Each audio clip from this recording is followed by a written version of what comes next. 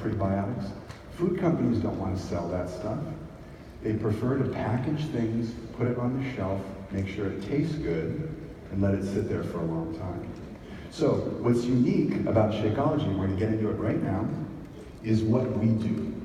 And I want to give a special shout out to Isabel and Jim, right? Yes.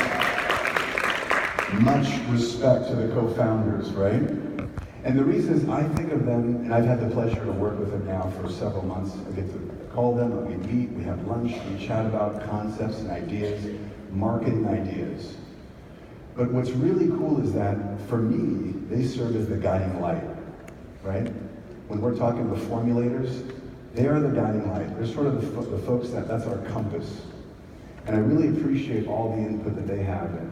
But when I think about how they created the shake, it was really revolutionary.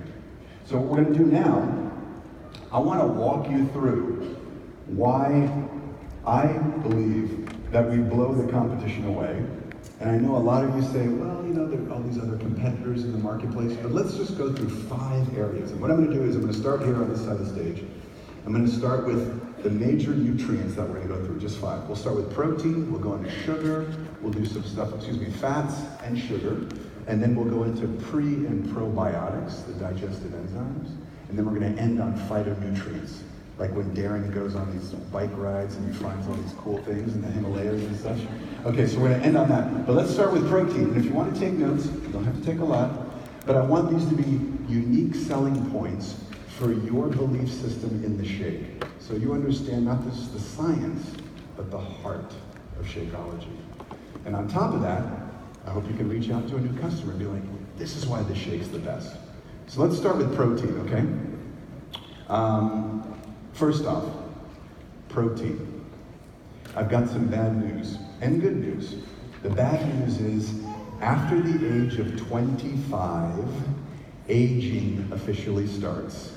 At the age of 25, when we have our peak muscle mass, as soon as we hit 26, we lose a little bit of muscle and we gain a little fat every year.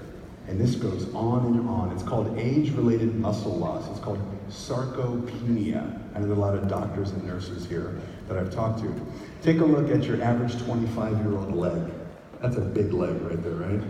Move to the middle, that's a 50-year-old leg, and then move on to the average 70-year-old leg. And if you look at the cross-section below that, you'll notice the dark area here is a 25-year-old. Lots of that dark space is muscle, and a thin white cortex of fat. But what happens as we age? The circumference of that muscle drops and the fat layers on. So that's the bad news. The good news is, this doesn't have to happen. You can stop this process, we can reverse this process. I know all of you are super healthy, but we're talking to other people who are going through this. Physical activity, like 80-day obsession or P90X, reverse this process, this physiologic process. And of course, high quality protein helps to reverse this process. So when we talk about protein, the first of our 5 buckets, it's really important to consider how it services the lean muscle tissue. Okay, so having said that, we know that protein's important. Here's a medical fact. If we don't eat protein every day on a regular basis, we will die. This is a fact. When people starve, they usually starve from protein malnutrition. Your heart is made of protein. We have to have a little bit of protein. Protein is so essential that every government of every country that we operate in has a minimum amount that they recommend. It's about 50 grams for a woman and 60 grams for a guy. It's called the recommended daily amount, RDA. Now, if you're doing 80-day obsession, how many folks have done 80-day obsession? You're doing it. Okay, that's it. The government minimum is not going to cut it for 80-day obsession with protein. You know this, right? For 2 reasons. You've got to service your heart, your arms, your legs, your back, just for the normal recommended daily allowance. Then after a workout, you damage that muscle tissue. It's being damaged. You got to repair it. So when you finish the workout and you're having your favorite shake, that protein is going right in there and patching it up and making it stronger. So the following week, or the following couple days, you can do those activities, you're getting results, and you're feeling more endurance and more strength. That's the whole idea of protein. It's essential. So you gotta hit your protein number. So we already understand in Shakeology, 16 to 17 grams of high quality protein, whether you drink the whey or the vegan. High quality protein, right? Phenomenal. That's the science. Here's the heart. When I came to the company, I was talking to some of the scientists, the head of R&D, and he said, yeah, we got this amazing blend. And I said, this is great, man. But I said, come on, rice protein, I used to work places that sold rice protein. He's like, oh, dude, you don't understand. Rice protein around the world, it's got bad stuff in it. We source the great stuff. A lot of rice gets heavy metals, it gets toxins in there. So a lot of competitors do not tell you this. But if they have a rice protein shake, it may have bad stuff in there. We specifically source high quality rice protein. Then we test it to make sure there's none of that bad stuff in there. This is the stuff we don't actually put on the label because there's no room. There's so many amazing things. But the heart of the company and the heart of Shakeology are all those folks involved in finding that rice protein, sourcing it correctly, making sure it has the right amino acid profile, testing for these heavy metals and all these other toxins that get into some of the food supply. So there's the technical, and then there's the heart of Shakeology. So don't forget that. It's very important. And the more I learn about it, I get so excited I want to share it with all of you coaches, okay? So protein is key. How many of you guys have one shake a day? One Shakeology. Anyone have 2 shakes a day? Okay, I do 2 Shakeologies a day, and I know that we like to honor the 365ers. I'm like a 720 or a 730er. Because I have my oatmeal in the morning after my workout, and then I have a shake as part of my healthy breakfast. And then around 3:30, mid-afternoon snack. I love them. And the interesting thing, and this is going to go back to my son Luca, it gives me a special feeling that it's hard to describe, but I know when I wake up, I just think, gotta have my shake, right? Okay, so we talked protein. You understand the importance. Point number 1, clean protein, the sourcing, the quality. That's the heart. 16 to 17 grams of high quality, depending on which blend you like. Let's move over to fats. Okay, fats for many years were considered just bad. Fats were like vilified in the food industry. This was like the high carbo diet. You guys are probably too young, but fats are now back. People are having healthy fats, avocado, chia, flax, the fats that we use. Take a look at the omega-3 and omega-6 balance. Have you guys heard of omega-3s or omega-6s before? You guys heard those? Okay, great. So the idea is that these fats are essential in the diet. You gotta have them. The problem is in the Western diet, which means Canada, UK, and especially the US, there's way too many omega-6s. Take a look. This is basically how it looks. So the ratio should be about 1 to 1, or maybe 1 to 3. That's why the omega-6 box was a little bit bigger.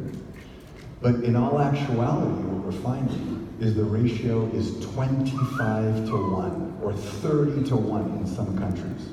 And you're thinking, well, who cares? Why is that a big story? It's a huge story because those omega-6 fats, when you're eating a lot of them, they're very inflammatory fats. They cause inflammation. We think they're responsible for ADD and hyperactivity in kids. This is what we think is like this new generation of kids with ADD. We believe this inflammation can actually link into diabetes, clearly obesity, heart attacks, strokes, cardiovascular disease.